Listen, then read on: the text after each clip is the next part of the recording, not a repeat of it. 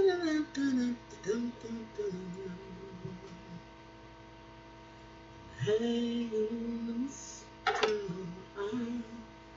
let's see. Good morning, good afternoon, good evening, my family. Welcome, welcome, welcome to the Mental House with me, your host, Khadija. You are now inside of what we call Mental House TV. And I found a great article. Whatever side of the diaspora that you're on, you are going to love this article because it really addresses your right to privacy. And so the article is called Narcissists, Phones, and Your Right to Privacy. And this is written by a doctor who I respect very highly. Her name is Dr. Tara Almaty. She runs a website called Shrink for Men.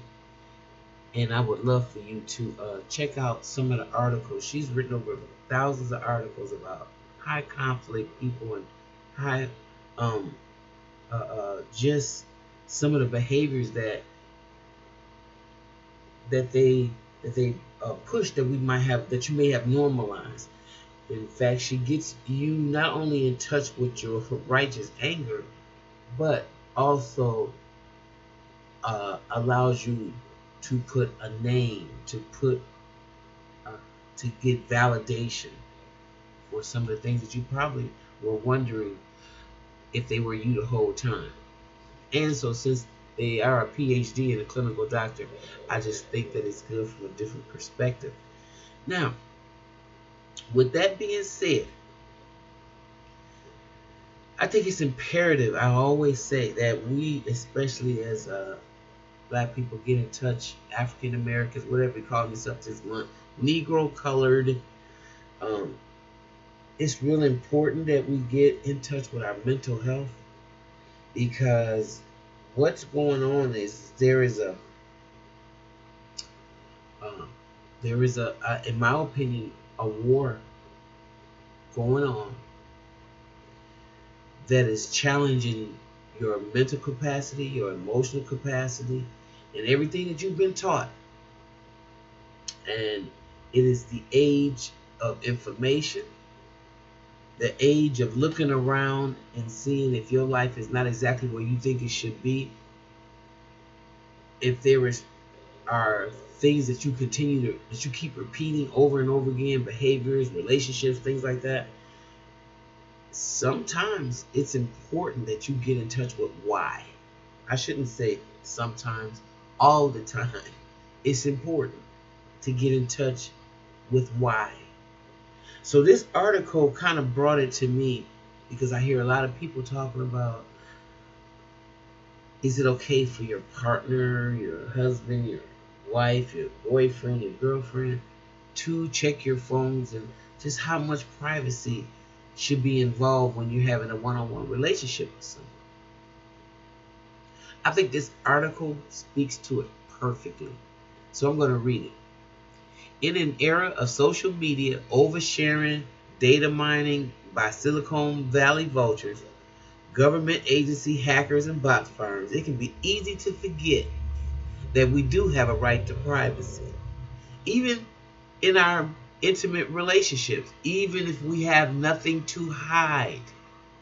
I hear that quite a bit from clients and the occasional friend who've surrendered their phones and passwords to their partner. Well, I don't have anything to hide, so I gave her my passcode. But that's not the point. That's not the point.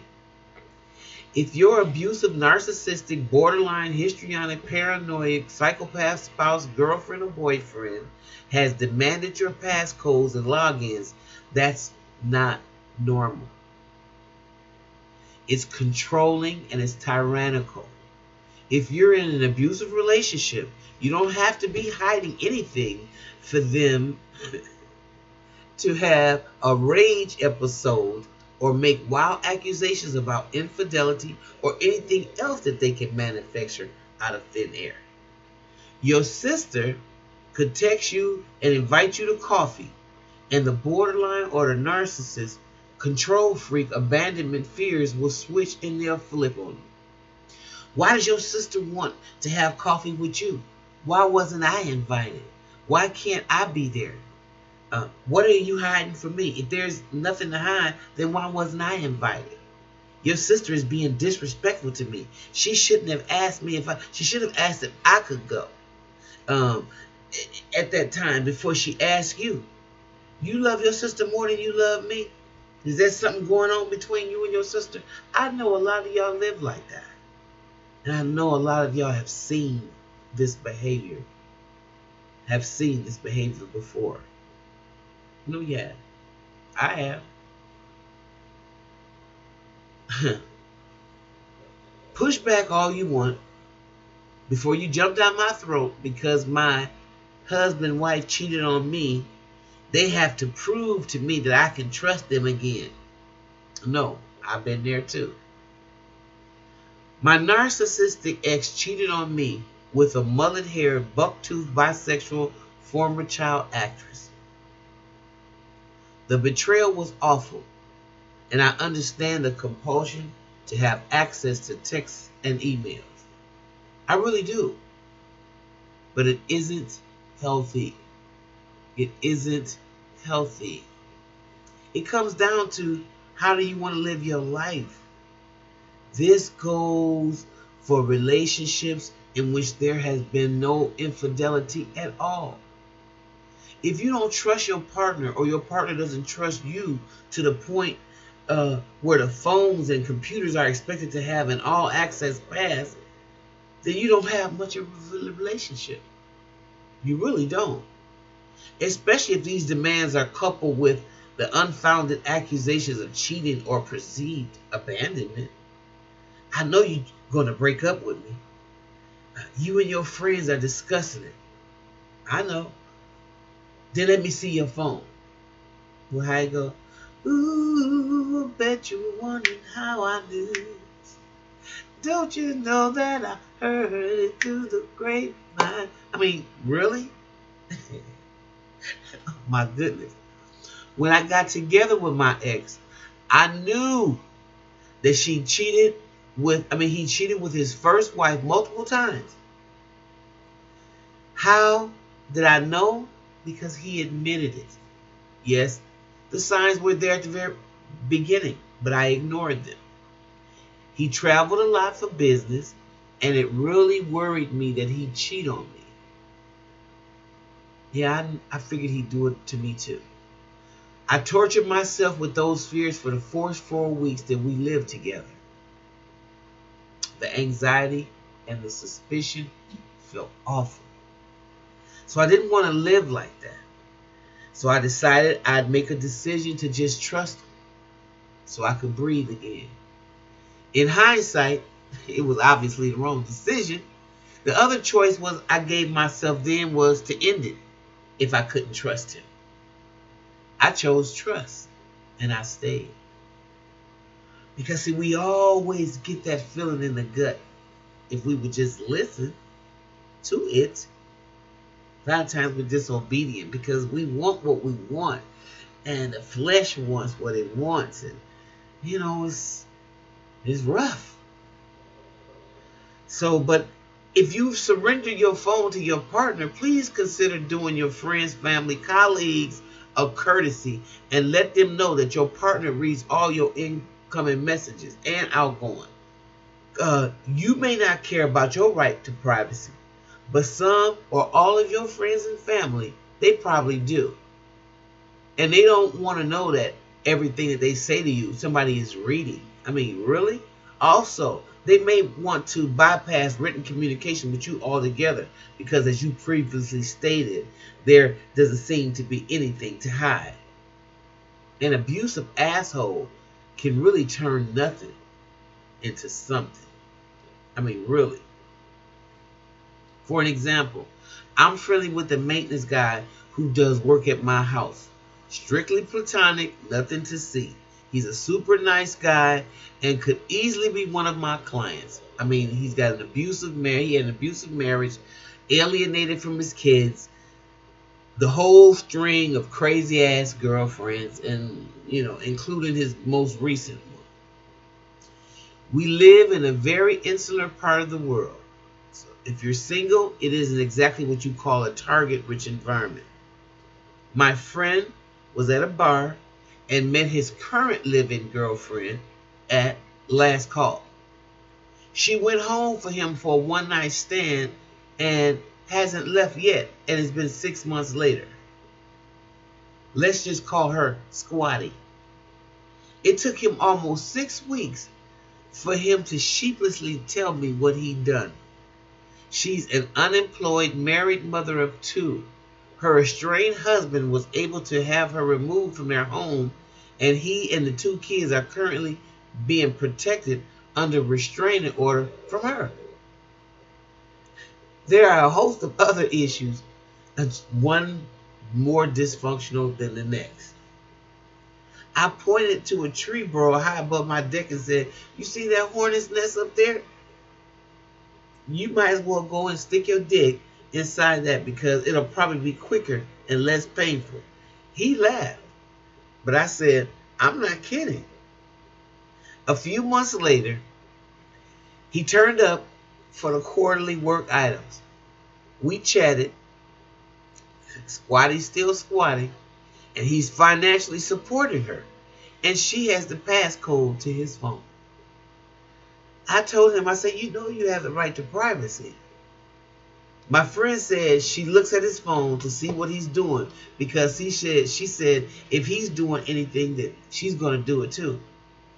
But hey, he has nothing to hide, which is why he was interrogated about whose house he was working at and who I was. What the man was doing was coming out to do a job.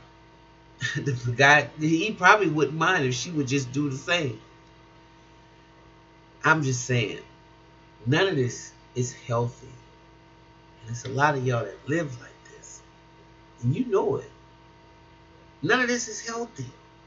If your partner has access to your devices, but you're not allowed to monitor their phones, be concerned. I think Tamar mentioned something like that about Vince. But be concerned about that. It's practically guaranteed that they're doing things that they don't want you to know about. Either cheating or trash talking about you behind your back, or probably doing both. If you're just beginning a relationship and they're demanding this, get out while it's still easy to do so. Because once you get your feelings and stuff involved, it becomes very, very difficult. Even if you have mutual access, it's still not okay. Unless you're both narcissistic control freaks. Excuse me. Or terrified of abandonment borderlines. This won't get better with time. It'll likely get much worse.